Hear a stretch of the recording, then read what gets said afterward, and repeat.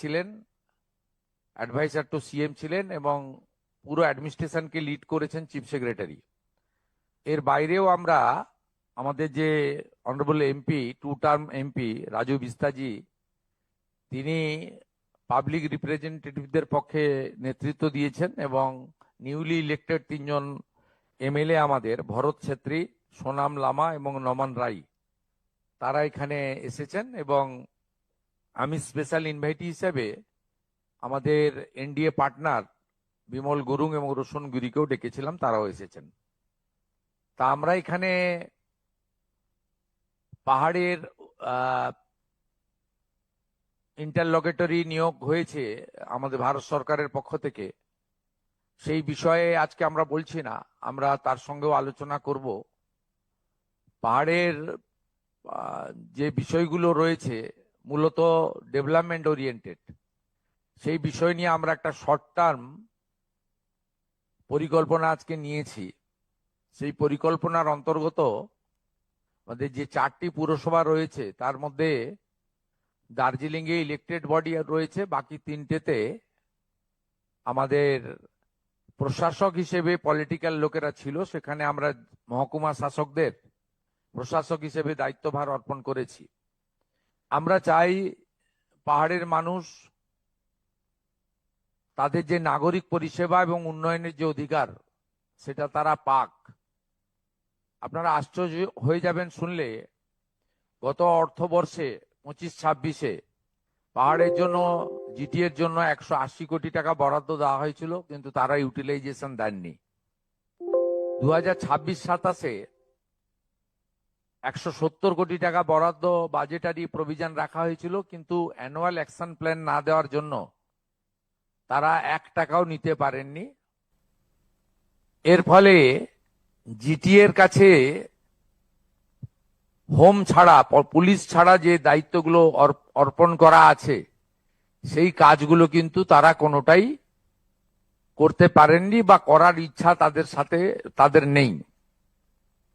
আমরা দ্রুততার সঙ্গে GTA principal secretary Shama Parveen মহোদয়াকে আমরা বলেছি যে স্থানীয় সাংসদ বিধায়কদের সঙ্গে পরামর্শ করে এবং যেগুলো প্রয়োজন রয়েছে স্কিমগুলো দ্রুততার সঙ্গে পাঠানোর জন্য।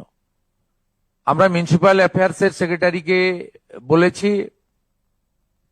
যে মিউনিসিপ্যালিটিগুলোতে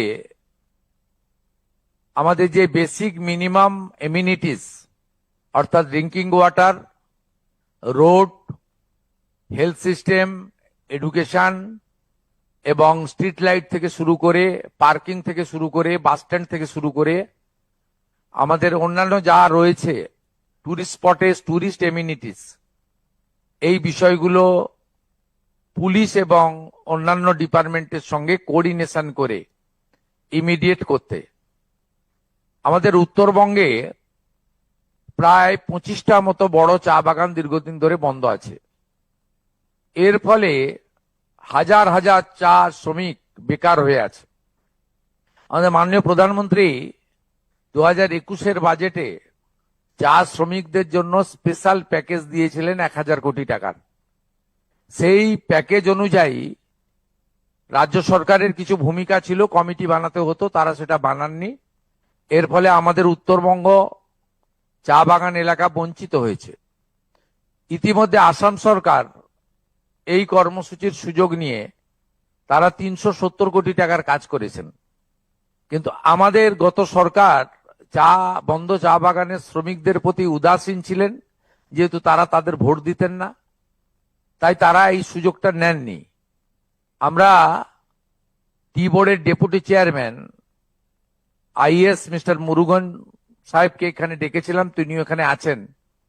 তাকে অবিলম্বে আসামে ভিজিট করে এখানেও চা শ্রমিকদের যে কর্মসূচি মাননীয় প্রধানমন্ত্রী নরেন্দ্র মোদীজির ড্রিম প্রজেক্ট, এটা কার্যকর করার জন্য বলেছি। এবং পাহাড়েও যে 10 থেকে 12টি চা বাগান বন্ধ আছে, সেখানেও 10,000-এর বেশি শ্রমিক কষ্টে আছেন, তাদেরকেও এই প্যাকেজের আওতায় আনতে পারি। ভারত সরকার আমাদের অ্যাপ্রক্স, আমাদের মাননীয় মন্ত্রী পীযূষ গোয়েলজি বলেছেন যে 300 কোটি টাকা পর্যন্ত তারা এই অর্থবর্ষে, আমরা যদি প্রপার গাইডলাইন ফলো করি, দিতে পারেন।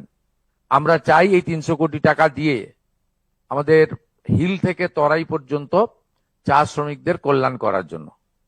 আমাদের গতবারে যে ডিজাস্টার হয়েছিল তাতে 100টা মতো বাড়ি আমাদের ভেসে গেছিল বা তারা শেল্টারলেস হয়ে গিয়ে এখনো তারা কমিউনিটি হলে রয়েছে।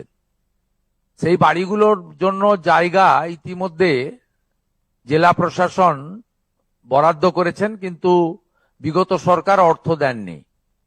10টা বাড়ি মাননীয় সাংসদ রাজু বিস্তার উদ্যোগে কিছু সিএসআর কর্মসূচি থেকে তিনি করতে পেরেছেন তার ব্যক্তিগত উদ্যোগে।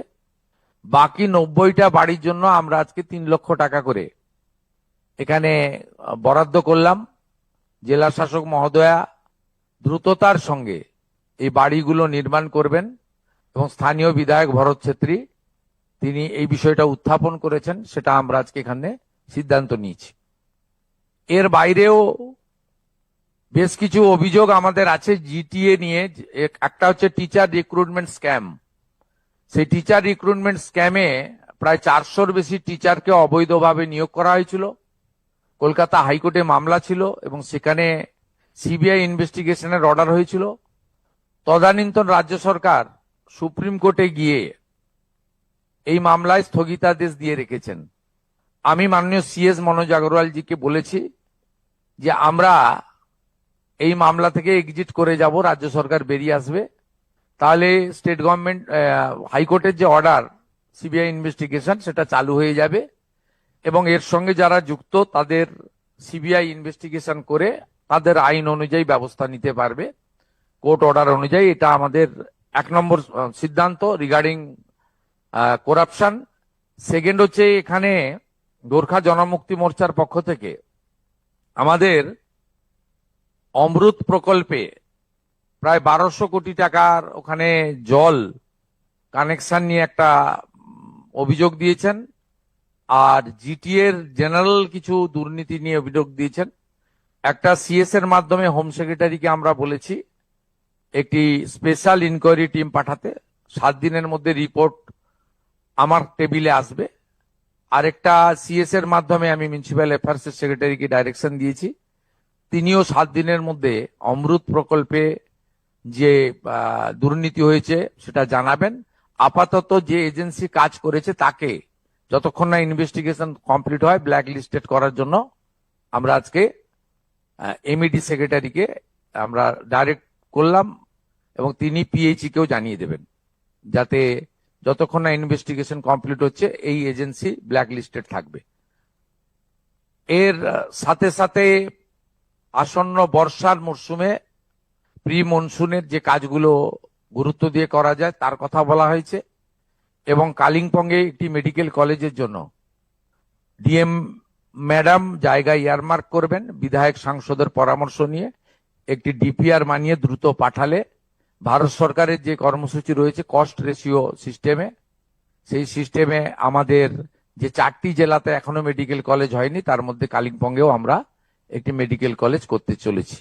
আমি 3 জন বিধায়ককে পরামর্শ দিয়েছি অবিলম্বে এডুকেশনাল ইনস্টিটিউশন, ট্যুরিস্ট শেল্টার এবং আমাদের হসপিটালগুলো আপনারা ভিজিট করুন।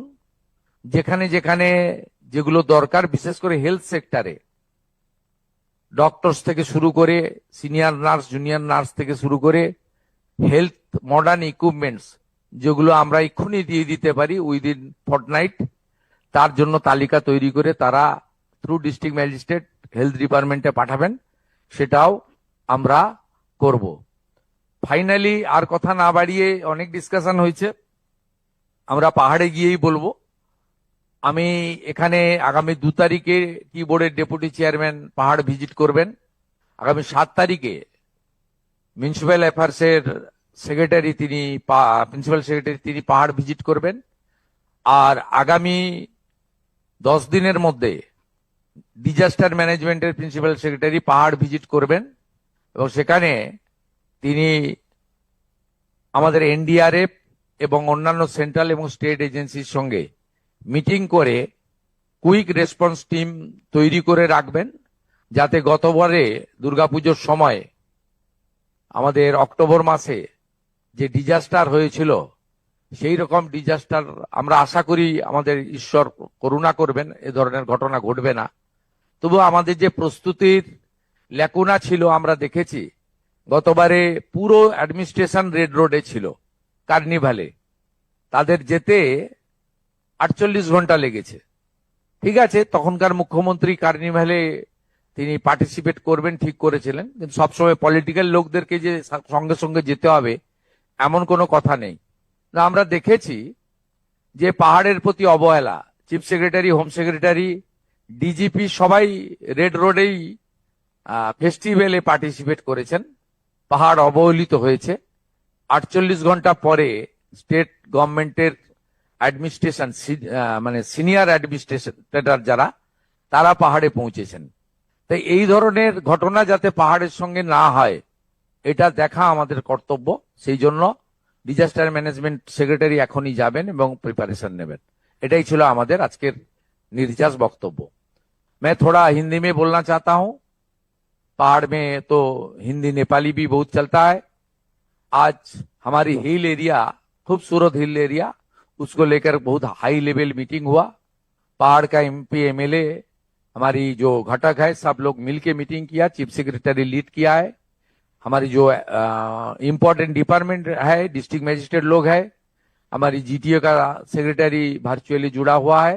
इसमें बहुत सारा काम पहाड़ में जीटीए के अंदर जो काम करना चाहिए, जो म्यूनिसिपैलिटी के अंदर काम करना चाहिए, जो हमारी चुने हुए एमएलए लोग, एमपी लोग का जो काम करना चाहिए एडमिनिस्ट्रेशन का साथ मिलके, वो सब लेकर बहुत विस्तारित रूप से बात हुआ। मैं पहाड़ की बासिंदा को नमन करते हुए ये एश्योर करता हूं, पहाड़ की विकास के लिए भारतीय जनता पार्टी का सरकार वचनबद्ध है। हम लोग काम शुरू कर दूंगा, कुछ शॉर्ट टर्म में काम करूंगा और कुछ लॉन्ग टर्म में पहाड़ के लिए जो जो उम्मीद आपका है हमारी ऊपर, वो उम्मीद पूरा करने का काम पश्चिम बंगाल का सरकार, आपके चुने हुए सरकार करेगा। यही बात था।